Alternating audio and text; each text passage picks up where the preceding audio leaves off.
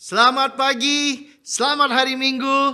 Sangat senang bisa bertemu lagi walaupun secara online di Minggu pagi ini. Walaupun kita belum bisa bertemu muka dengan muka, tetapi walaupun lewat layar, waktu kita bisa lihat wajah satu dengan yang lainnya, waktu kita bisa bertegur sapa, kita bisa bernyanyi, berdoa bersama. Saya berharap itu bisa memberikan semangat dan sukacita bagi kita semua di sini.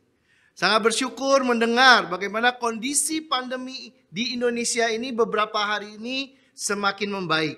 Dan juga sangat senang mendengar bagaimana brother sister kita di sini yang sempat sakit COVID juga hari ini sudah dipulihkan.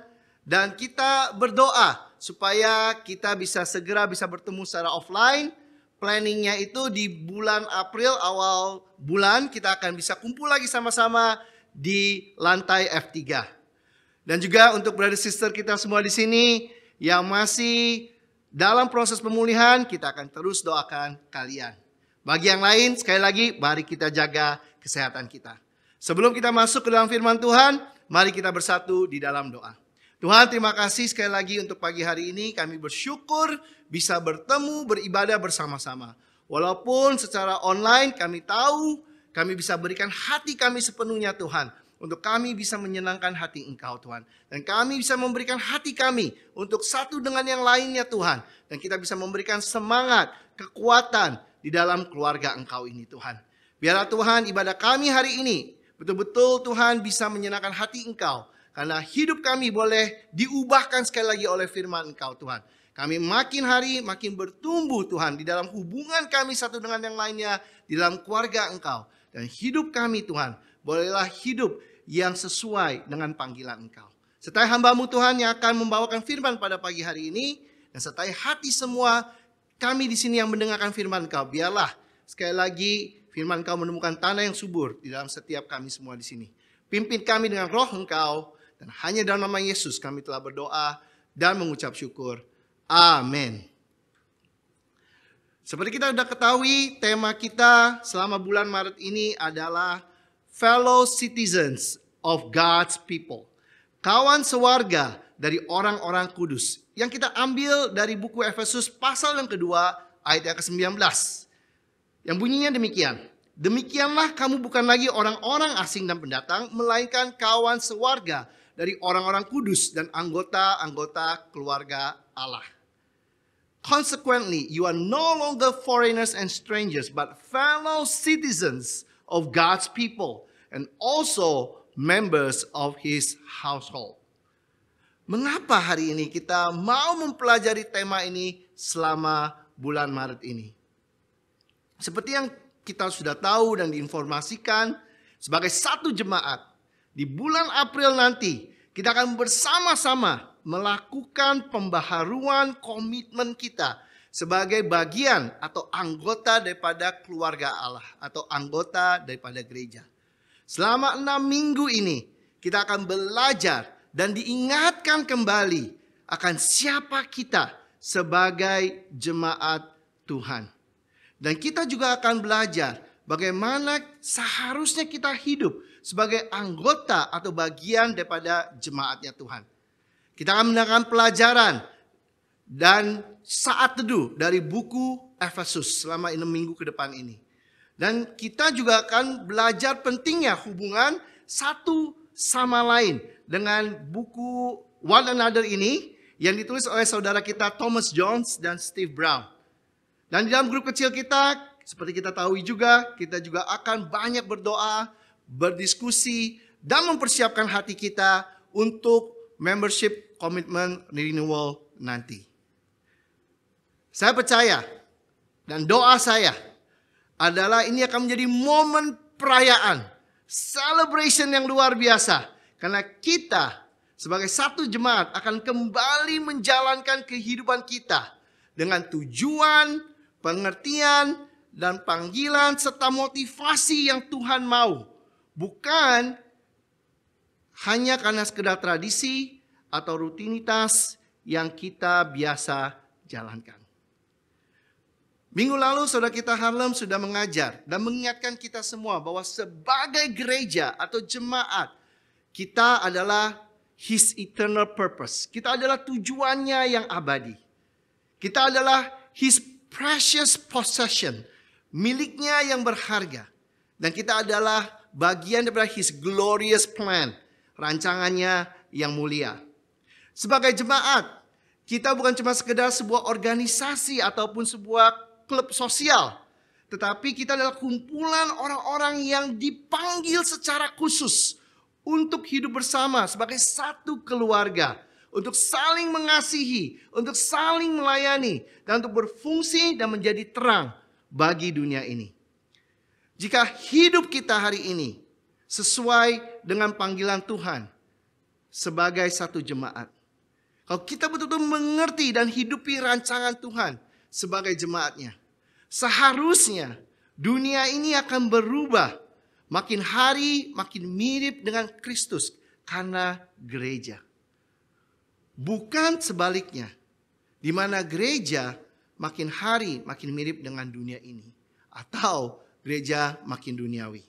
Karena itu penting, brothers and sisters, Bapak Ibu yang saya kasihi. Sebagai jemaat, kita kembali hidup sesuai panggilan dan rancangan Tuhan bagi kita semua di sini.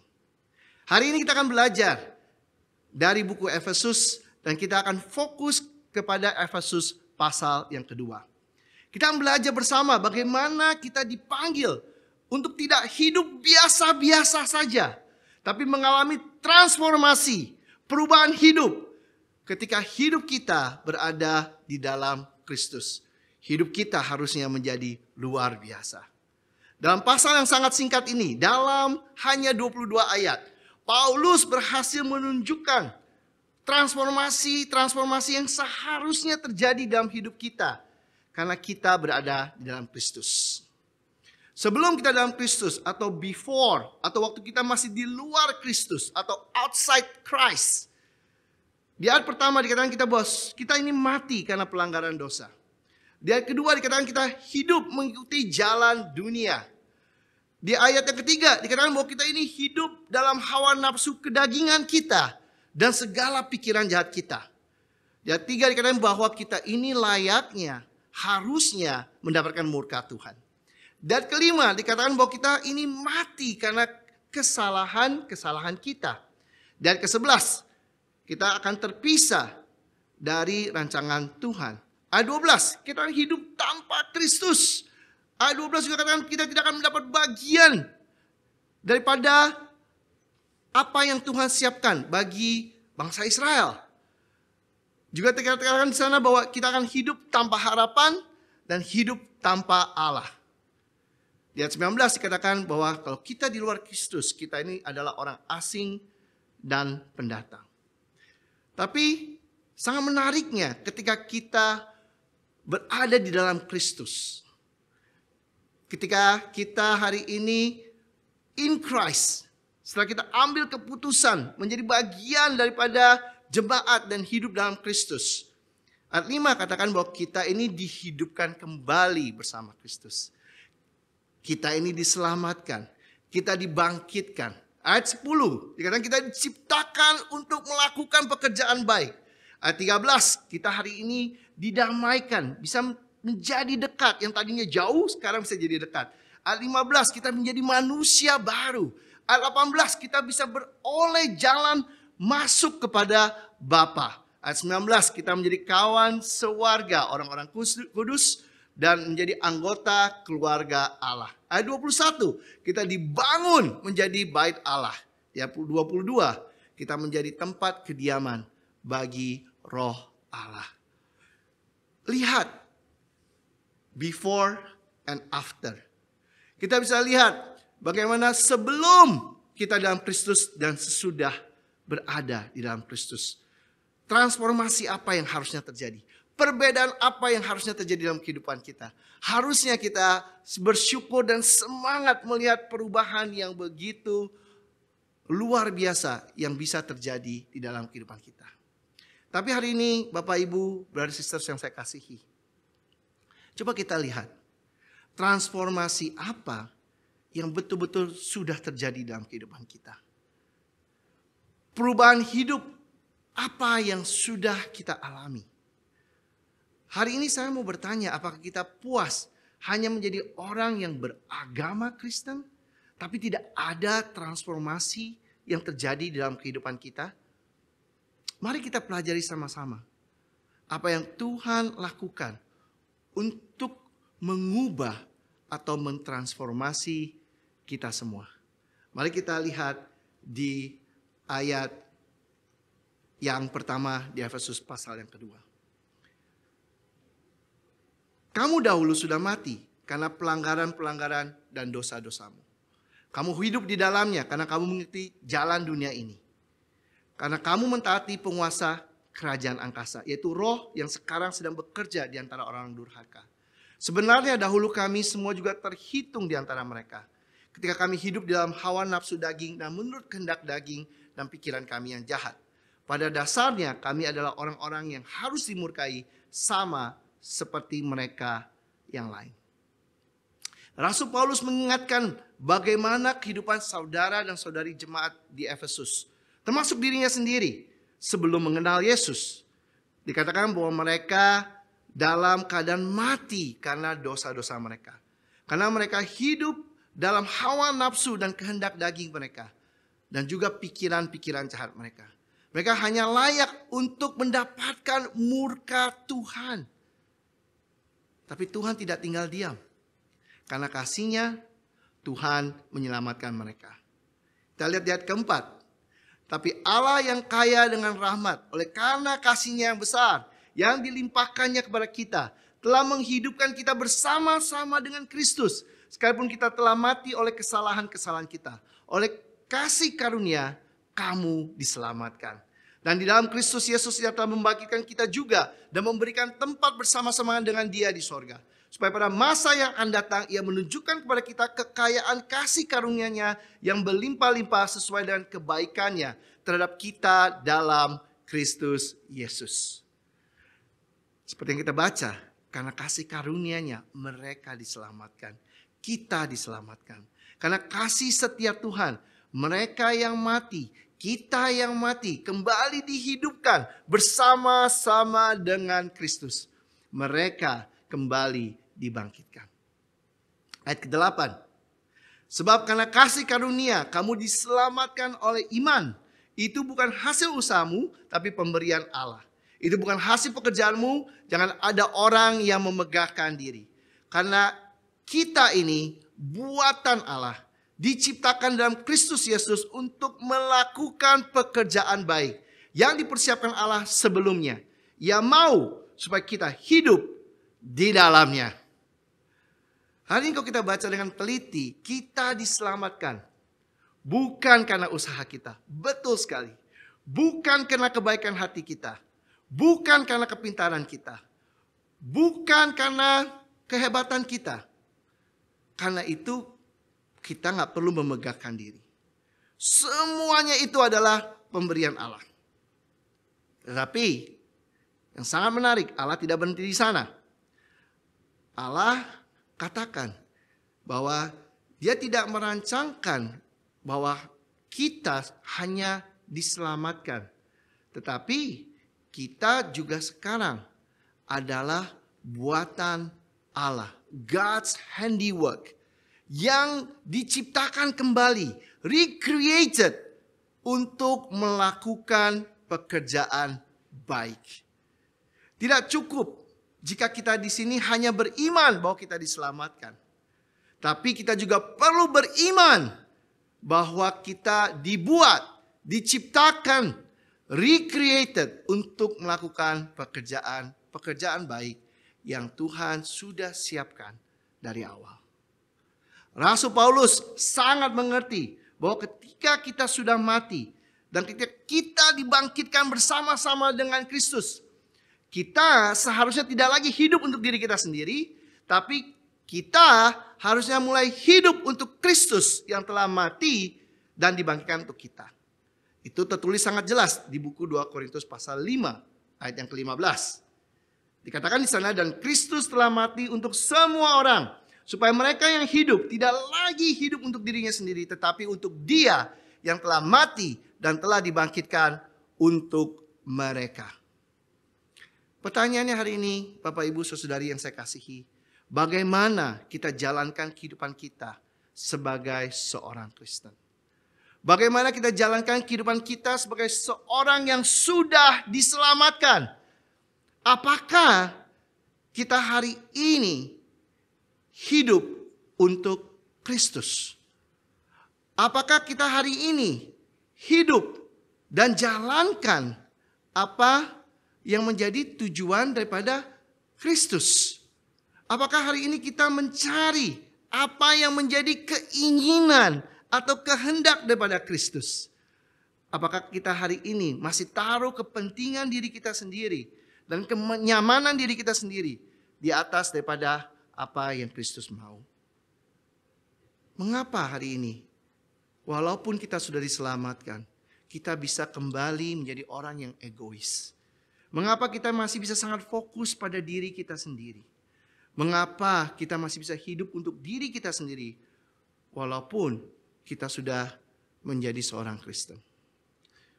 Di ayat 16, Paulus menjelaskan dengan sangat baik. Dikatakan, sebab itu kami tidak lagi menilai seorang juga pun menurut ukuran manusia. Dan jika kami pernah menilai Kristus menurut ukuran manusia, sekarang kami tidak lagi menilainya demikian.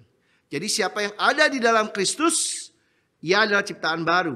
Yang lama sudah berlalu, sesungguhnya yang baru sudah datang.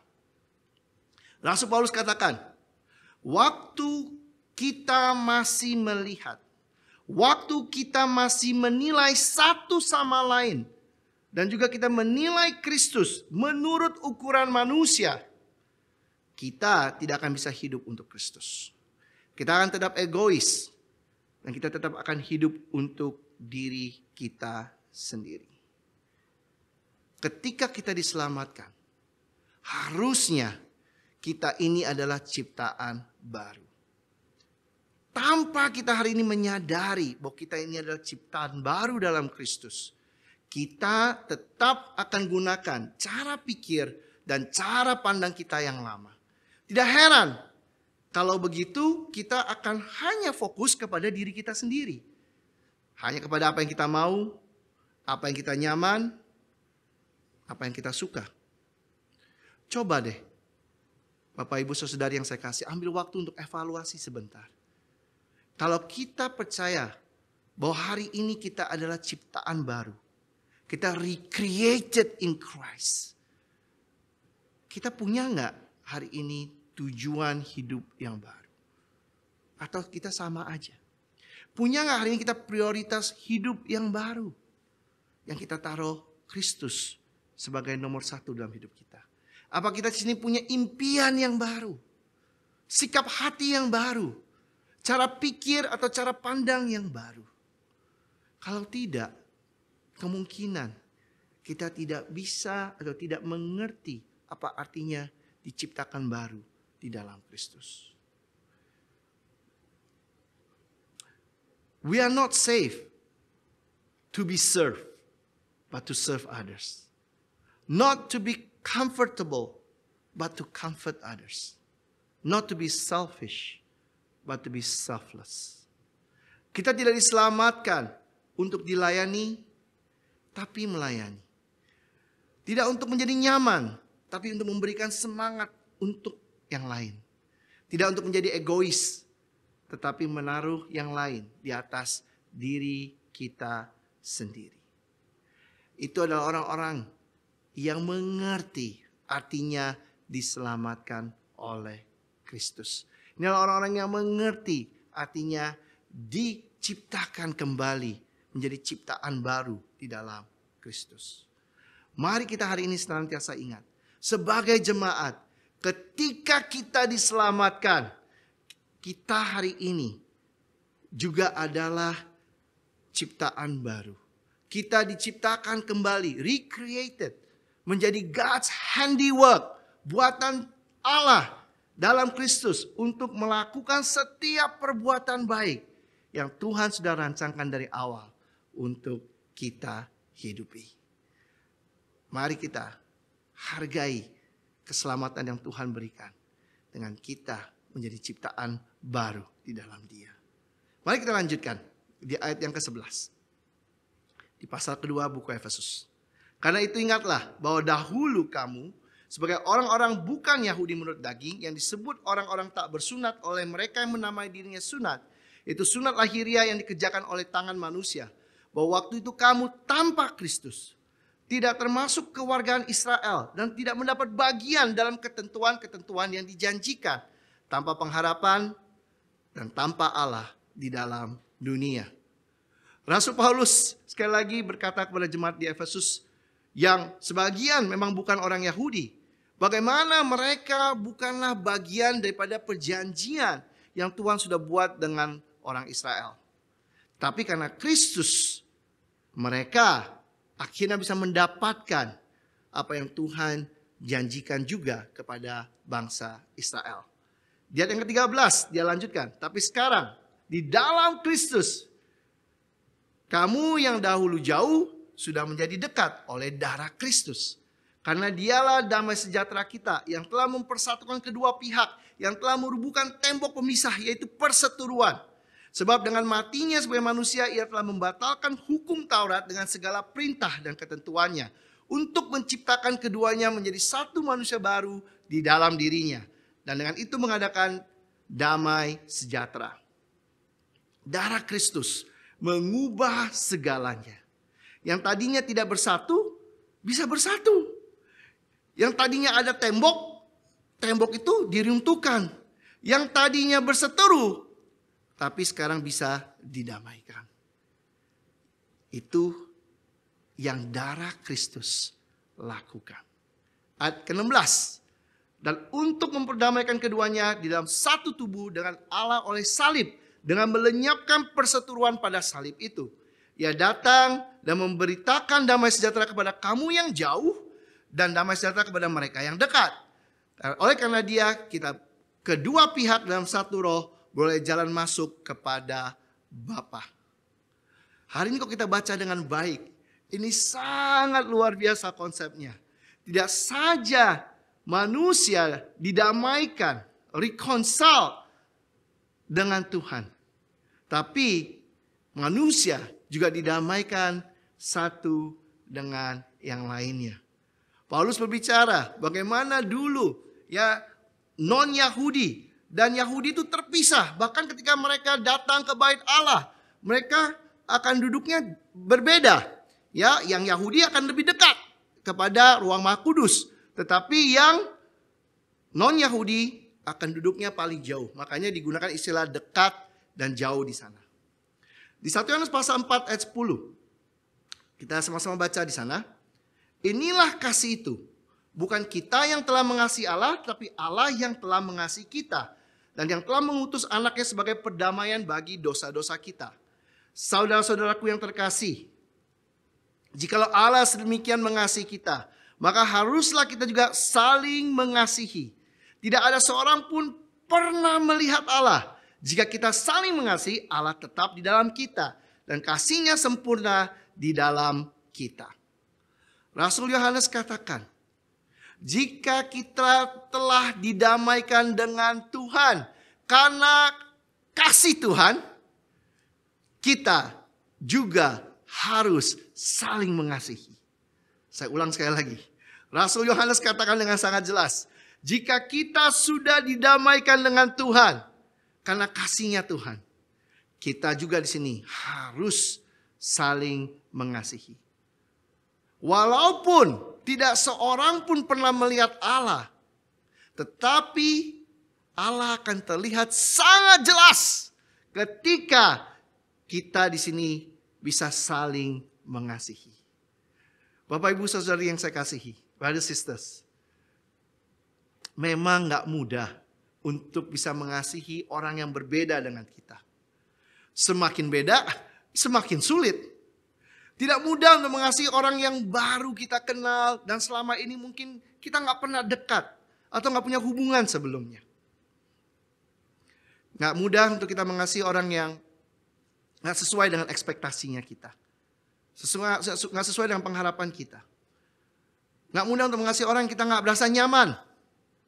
Apalagi mengasihi orang yang mengecewakan kita atau menyakiti kita. Tapi hari ini kalau kita baca baik-baik, jika kita di sini bisa menyadari betapa besarnya kasih Tuhan terhadap diri kita, dan bagaimana Tuhan sudah mendamaikan kita dengan dirinya, maka kita di sini juga seharusnya belajar untuk saling mengasihi. Tuhan memanggil kita hari ini bukan cuma menikmati keselamatan yang Dia berikan, bukan cuma menikmati pendamaian yang kita boleh punya dengan Dia, tapi Tuhan memanggil kita juga untuk mengasihi satu dengan yang lainnya. Ini yang saya simpulkan. After experiencing God's love, to love is no longer an option we can choose from. To love is an obedience we are called to. Setelah mengasihi, setelah mengalami kasih Tuhan, brothers and sisters, mengasihi bukan lagi hanya sebuah opsi yang kita bisa pilih. Mengasihi adalah sebuah kepatuhan yang kita dipanggil untuk kita hidupi. Hari ini, seberapa banyak usaha yang kita lakukan untuk kita bisa dekat dengan brothers, sisters kita. Untuk kita bisa dekat satu dengan yang lainnya. Seberapa banyak waktu yang kita rela berikan untuk satu dengan yang lainnya. Apakah kita hari ini rela untuk merendahkan hati kita, untuk kita bisa connect satu dengan yang lainnya? Apakah kita rela di sini untuk berkorban untuk satu dengan yang lainnya? Kalau kita merasa dikecewakan, seberapa cepat kita hari ini untuk bisa mengampuni? Kalau kita lihat ada kebutuhan, seberapa cepat kita di sini untuk saling menolong?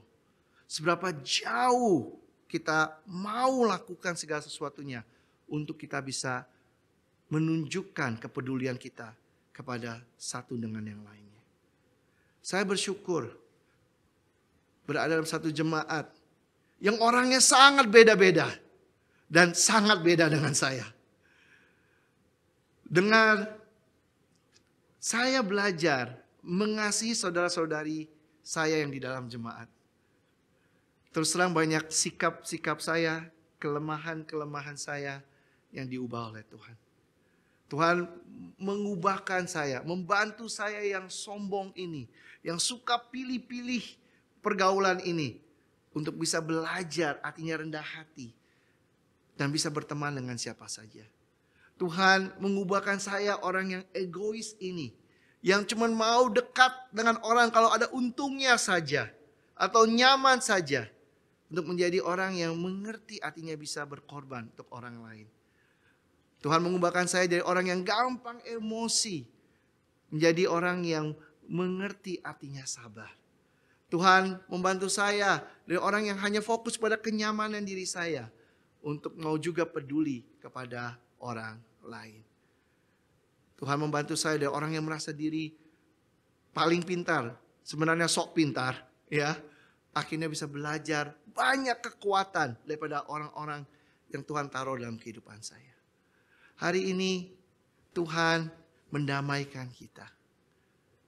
Tapi Tuhan mau kita semua di sini betul-betul menggunakan perdamaian kita dengan Tuhan, kasih yang kita rasakan dari Tuhan, untuk kita juga bisa saling mengasihi. Mari kita ingat, sebagai satu jemaat, ketika Tuhan mendamaikan kita, reconcile kita dengan Dia, karena kasih-Nya yang besar, Dia juga mau kita hari ini bisa hidup saling mengasihi satu dengan yang lainnya. Yang terakhir, di ayat yang ke-19. Demikianlah kamu bukan lagi orang-orang asing dan pendatang, melainkan kawan sewarga dari orang-orang kudus dan anggota-anggota keluarga Allah, yang dibangun di atas dasar para rasul dan para nabi, dengan Kristus Yesus sebagai batu penjuru. Sangat jelas dikatakan kita bukan lagi orang asing dan pendatang. Kita sekarang bisa menjadi kawan sewarga orang-orang kudus. Dan kita menjadi anggota daripada sebuah keluarga Allah. Tetapi kalau kita baca dengan teliti sekali lagi, ini bukan sebuah kewargaan dan keluarga yang boleh sembarangan dibangun. Ya, ini harus dibangun di atas dasar para rasul dan para nabi atau ajaran para rasul dan para nabi. Dan dengan Yesus sebagai batu penjuru. Mengapa harus dibangunnya demikian? Di ayat 21. Di dalam Dia tumbuh seluruh bangunan, rapi tersusun menjadi bait Allah yang kudus di dalam Tuhan. Di dalam Dia kamu juga turut dibangunkan menjadi tempat kediaman Allah di dalam Roh. Karena Tuhan mau jadikan kita baitnya. Karena Tuhan mau tinggal di dalam kita. Hari ini kita tidak saja dipanggil untuk menjadi sebuah keluarga Allah, tapi kita juga dibangun kembali, reconstructed menjadi tempat kediaman Roh Allah. Wow, luar biasa. Bahwa kita hari ini dipilih Tuhan, dipercaya oleh Tuhan untuk bisa menjadi tempat kediaman daripada Roh-Nya. Pertanyaannya, bagaimana kita membangun kehidupan Kristen kita pada hari ini? Bagaimana hidup kita sebagai kawan sewarga dengan orang-orang kudus? Bagaimana kita membangun keluarga Tuhan hari ini? Nilai-nilai apa yang kita pakai? Kalau kita mengerti batu penjuru, cornerstone, pada konstruksi zaman dulu, cornerstone atau batu penjuru ini adalah batu yang terpenting. Yang pertama diletakkan dan haruslah batu yang sangat kuat. Ukurannya harus besar dan bentuknya bujur sangkar biasanya. Dan harus sempurna ukurannya atau bentuknya. Nah, semua arah, semua sudut, semua ukuran akan diperhitungkan dari batu penjuru ini. Dan seluruh bangunan akan bertumpu pada batu penjuru ini. Ketika batu penjuru ini disingkirkan, semua bangunan akan rubuh. Segitu pentingnya batu penjuru pada desain atau konstruksi zaman dulu. Nah, Paulus menggambarkan sebagai jemaat harusnya kita juga dibangun di atas dasar Yesus Kristus sebagai batu penjuru tersebut. Apa maksudnya? Sekali lagi, seharusnya kehidupan jemaat bertumpu kepada Yesus Kristus. Artinya apa? Nilai-nilai yang kita jalani, cara pikir kita, keinginan hati kita, keputusan-keputusan yang diambil, arah, tujuan dan impian-impian hidup kita haruslah sejalan, searah dengan yang Yesus ajarkan atau Yesus inginkan. Standar hidup kita, patokan hidup kita, teladan hidup kita, referensi hidup kita seharusnya adalah Yesus Kristus.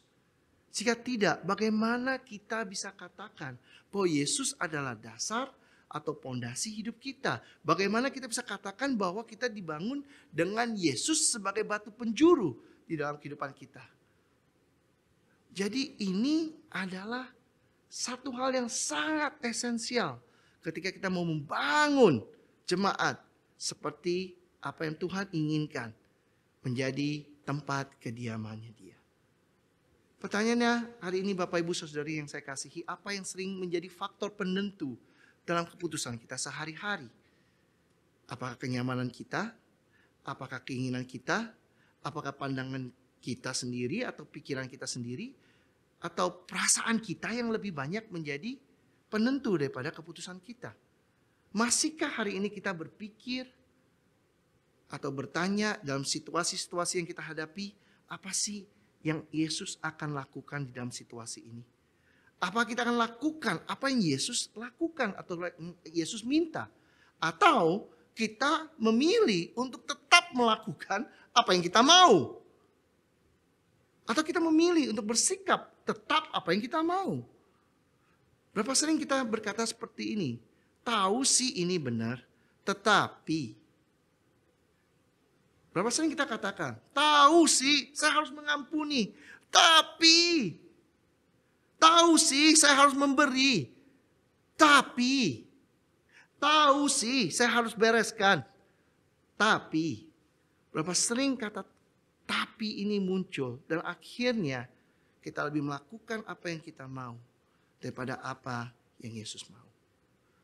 Dengan berkembangnya dunia arsitektur hari ini atau pada masa ini, cornerstone ya atau batu penjuru ini yang tadinya sebagai pondasi atau batu yang paling penting bergeser fungsinya.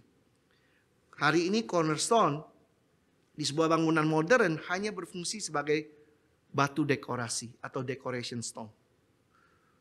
Pertanyaannya bagi kita, apakah saat ini Yesus pun berubah fungsi dalam kehidupan kita dari cornerstone menjadi decoration stone?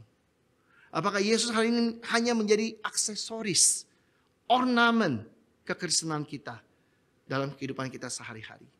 Kita bisa mengaku diri kita Kristen, tetapi yang menjadi pusatnya, teladannya, referensinya, dasar utamanya bukan lagi Kristus, tapi adalah diri kita sendiri.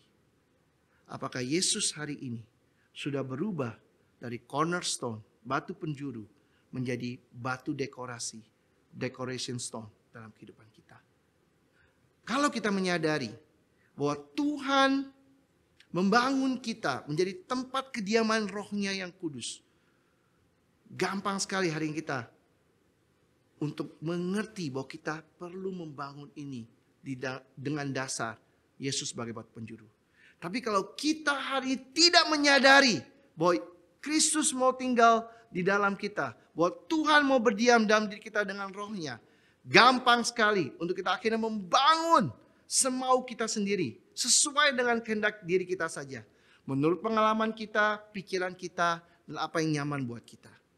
Tapi bukan seperti apa yang Tuhan mau. Saya mengajak, mari kita ingat sekali lagi, sebagai jemaat, Tuhan tidak saja mau membentuk kita menjadi keluarganya, tapi kita juga dibangun kembali, reconstructed oleh Tuhan menjadi tempat kediaman bagi rohnya yang kudus. Brothers sisters, Bapak Ibu yang saya kasihi, karena kasih karunia-Nya, Tuhan menyelamatkan kita semua dan kita disatukan di dalam jemaat Tuhan. Tetapi bukan tanpa tujuan. Bukan cuma sekedar kita di sini datang dan melakukan tradisi atau rutinitas beribadah setiap minggunya. Tetapi hari ini Tuhan tidak cuma mau menyelamatkan kita, tapi juga mau melakukan transformasi, perubahan di dalam kehidupan kita.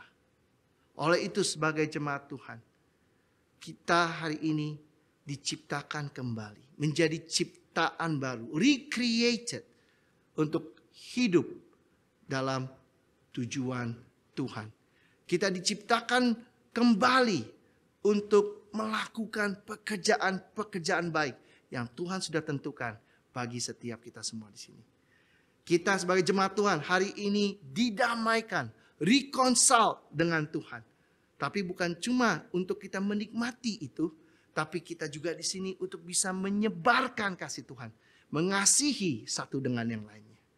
Dan yang terakhir, Tuhan juga katakan sebagai jemaat Tuhan, kita hari ini dibangun kembali, reconstructed menjadi baitnya yang hidup, di mana rohnya akan tinggal di dalam kita. Oleh karena itu, mari kita bangun kembali dengan Yesus sebagai batu penjuru di dalam kehidupan kita. Mari kita bersatu dalam doa. Tuhan, terima kasih. Hari ini kami boleh menikmati setiap berkat kasih karunia yang Kau curahkan dalam hidup kami. Tapi bantu kami hari ini tidak lupa bahwa Engkau ada purpose, tujuan kenapa kami diselamatkan. Kenapa kami hari ini didamaikan. Kenapa hari ini kami bisa hidup menjadi keluarga, anggota daripada keluarga Engkau yang hidup Tuhan. Karena kami tahu Tuhan, Engkau ingin hidup kami ini bisa dipakai untuk melakukan hal-hal yang luar biasa untuk Engkau Tuhan. Bantu kami di sini Tuhan untuk bisa mengasihi satu dengan yang lain. Bantu kami di sini Tuhan untuk hidup hanya berpegang pada nilai-nilai yang Engkau berikan buat kami saja Tuhan. Hanya dengan cara itu kami akan bisa menjadi terang bagi dunia ini. Kami sebagai jemaat Engkau Tuhan yang akan bisa membantu dunia ini berubah makin hari makin mirip dengan Engkau. Terima kasih ya Tuhan atas berkat yang Kau berikan, kasih karunia yang Kau curahkan bagi setiap kami semua di sini. Terima kasih Tuhan untuk mengasihi kami. Hanya dalam nama Yesus kami telah berdoa dan mengucap syukur. Amin. Tuhan memberkati kita semua.